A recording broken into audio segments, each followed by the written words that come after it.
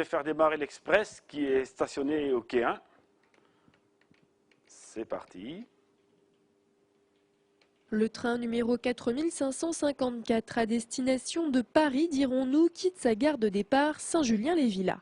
Une main sur le boîtier et le regard rivé sur le circuit, Michel, ce gendarme à la retraite, n'en perd pas une miette.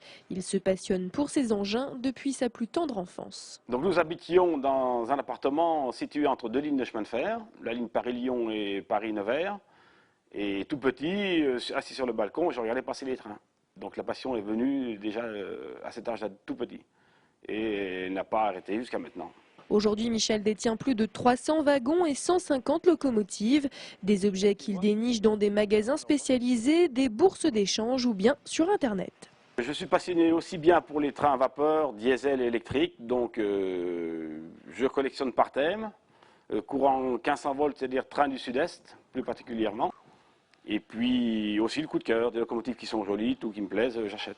Après avoir acheté ces bolides, il les décore, les améliore. L'objectif, le réalisme. Les trains étaient reliés entre eux par des attelages à boucles, ce qui nous faisait un espace assez important entre les tampons. Maintenant, grâce au système d'homologation et attelage court, les wagons circulent les tampons joints.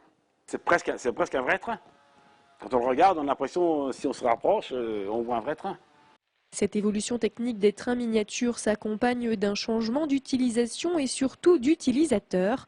Aujourd'hui, une locomotive coûte en moyenne 200 €. Certaines, comme celle-ci, s'élèvent à 1000 €. Des pièces à manier avec précaution et ici réservées à ce grand enfant.